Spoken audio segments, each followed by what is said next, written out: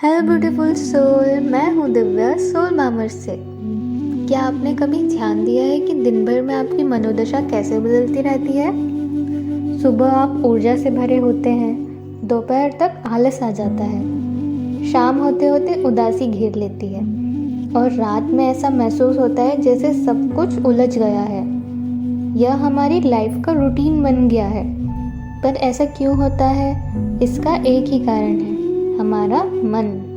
भगवान ने हमें हमारे मन का मालिक बनाकर भेजा था, लेकिन हम इसके गुलाम बन गए हैं। अब समय आ गया है कि हम इस उपलब्धि को अनलॉक करें, अपने मन के कंट्रोलर बनने की चाबी। और वह चाबी है भगवद गीता में। आइए इस यात्रा की शुरुआत करते हैं, जहां हम अपने मन के स्वामी बने। भगवद गीता के अध्याय 14 श्लोक 5 में बताया गया है कि हमारे अंदर 3 गुण होते हैं: सत्व, अच्छाई, रजस, जोश और तमस, अज्ञानता। जो गुण सबसे ज़्यादा प्रभावी होता है वही हमारा चरित्र तय करता है। इसे एक ट्रैफिक लाइट की तरह समझिए। लाल रंग रुकने का संदेश देता है, जो तमस का प्रतीक है, आलस, क्रोध और अज्ञानता का। पीला रंग धीमा होने का इशारा करता है, जो रजस का प्रतीक है, इच्छा, लालच, कर्म का लोभ। हरा रंग सफलता का प्रतीक है, जो सत्व का प्रतिनिधित्व करता है, शांति, धैर्य और खुशी।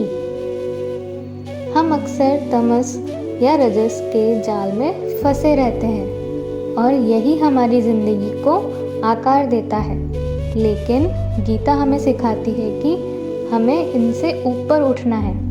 तमस हमें आलसी बनाता है, जबकि रजस हमें कर्म करने की प्रेरणा देता है, लेकिन वह कर्म इच्छाओं से प्रेरित होता है।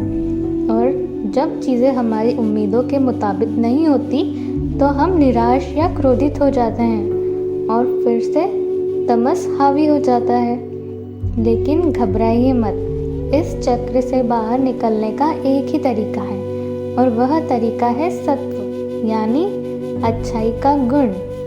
अध्याय 14 श्लोक 6 के अनुसार, जब सत्व प्रभावी होता है तो हम शांत, दयालु और संतुष्ट रहते हैं। यह हमें हमारे सच्चे उद्देश्य से जोड़ता है, लेकिन सत्व भी हमें खुशी और सफलता से बांध सकता है। इसीलिए हमें कर्म योग का पालन करना चाहिए, बिना किसी उपेक्षा के अपने कर्म करना।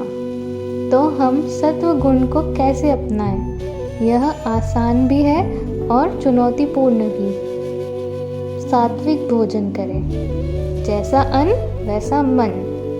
ध्यान करें, अपने मन को शांत रखें। कर्म योग का पालन करें, फल की उपेक्षा किए बिना अपने कर्तव्य को निभाएं।